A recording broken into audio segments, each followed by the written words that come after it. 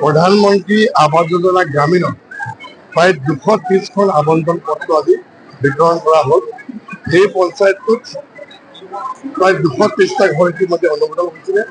যোৱাকালি আপোনালোকে গম পায় যে মাননীয় মুখ্যমন্ত্ৰী ডক্টৰ হিমন্ত বিশ্ব শৰ্মা ডাঙৰীয়াই পলাশবাৰীৰ পৰা কেন্দ্ৰীয়ভাৱে এই যি আমাৰ ঘৰ আবণ্টনৰ শুভাৰম্ভ কৰিছিলে আৰু প্ৰায় সমগ্ৰ অসমতে 3,85,000 ঘৰ আমাৰ দুখীয়া যি লোকসকলে পাবলৈ সক্ষম হৈছে।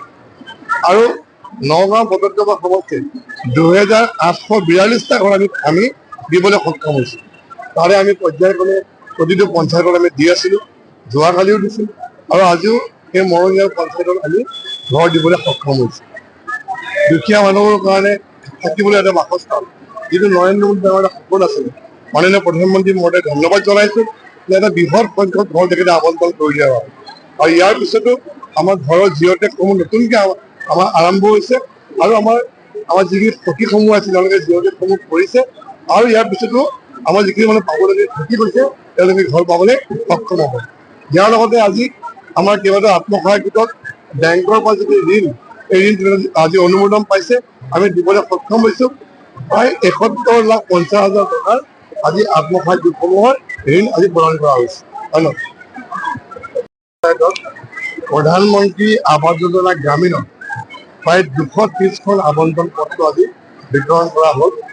এই পঞ্চায়তটোত প্ৰায় 230টা ঘৰ ইতিমধ্যে অনুমোদন হৈছিলে।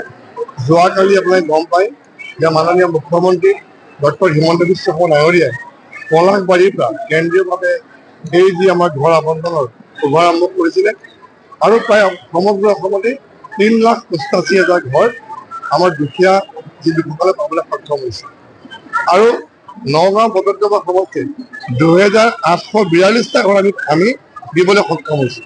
তাৰে আমি পৰ্যায়ক্ৰমে প্ৰতিটো পঞ্চায়তত আমি দি আছিলোঁ, যোৱাকালিও দিছিলোঁ আৰু আজিও সেই মৰঙীয়া পঞ্চায়তত আমি ঘৰ দিবলৈ সক্ষম হৈছোঁ। দুখীয়া মানুহৰ কাৰণে থাকিবলৈ এটা বাসস্থান, যিটো নৰেন্দ্ৰ মোদী ডাঙৰ এটা সপোন আছিলে। মাননীয় প্ৰধানমন্ত্ৰী মহোদয় ধন্যবাদ জনাইছোঁ যে এটা বৃহৎ সংখ্যক ঘৰ তেখেতে আবণ্টন কৰি দিয়া হয়। আৰু ইয়াৰ পিছতো আমাৰ ঘৰৰ জিঅ'টেকসমূহ নতুনকৈ আমাৰ আৰম্ভ হৈছে আৰু আমাৰ যিখিনি সখীসমূহ আছে তেওঁলোকে জিঅ'টেকসমূহ কৰিছে আৰু ইয়াৰ পিছতো আমাৰ যিখিনি মানুহ পাবলগীয়া থাকি গৈছে তেওঁলোকে ঘৰ পাবলৈ সক্ষম হ'ব। ইয়াৰ লগতে আজি আমাৰ কেইবাটাও আত্মসহায়ক গোটত বেংকৰ পৰা যিটো ঋণ, এই ঋণ আজি অনুমোদন পাইছে, আমি দিবলৈ সক্ষম হৈছোঁ। প্ৰায় 71,50,000 টকাৰ আজি আত্মসহায়ক গোটসমূহৰ ঋণ আজি প্ৰদান কৰা হৈছে। ধন্যবাদ। প্ৰধানমন্ত্ৰী আৱাস যোজনা গ্ৰামীণত প্ৰায় 230খন আবণ্টন পত্ৰ আজি বিতৰণ কৰা হ'ল। এই পঞ্চায়তটোত প্ৰায় 230টা ঘৰ ইতিমধ্যে অনুমোদন হৈছিলে। যোৱাকালি আপোনালোকে গম পায় যে মাননীয় মুখ্যমন্ত্ৰী ডক্টৰ হিমন্ত বিশ্ব শৰ্মা ডাঙৰীয়াই পলাশবাৰীৰ পৰা কেন্দ্ৰীয়ভাৱে এই যি আমাৰ ঘৰ আবণ্টনৰ শুভাৰম্ভ কৰিছিলে আৰু প্ৰায় সমগ্ৰ অসমতে 3,85,000 ঘৰ আমাৰ দুখীয়া যি লোকসকলে পাবলৈ সক্ষম হৈছে। আৰু নগাঁও বটদ্ৰৱা সমষ্টিত 2,842টা ঘৰ আমি দিবলৈ সক্ষম হৈছোঁ। তাৰে আমি পৰ্যায়ক্ৰমে প্ৰতিটো পঞ্চায়তত আমি দি আছিলোঁ, যোৱাকালিও দিছিলোঁ আৰু আজিও সেই মৰঙীয়া পঞ্চায়তত আমি ঘৰ দিবলৈ সক্ষম হৈছোঁ। দুখীয়া মানুহৰ কাৰণে থাকিবলৈ এটা বাসস্থান, যিটো নৰেন্দ্ৰ মোদী ডাঙৰ এটা সপোন আছিলে। মাননীয় প্ৰধানমন্ত্ৰী মহোদয় ধন্যবাদ জনাইছোঁ যে এটা বৃহৎ সংখ্যক ঘৰ তেখেতে আবণ্টন কৰি দিয়া হয়।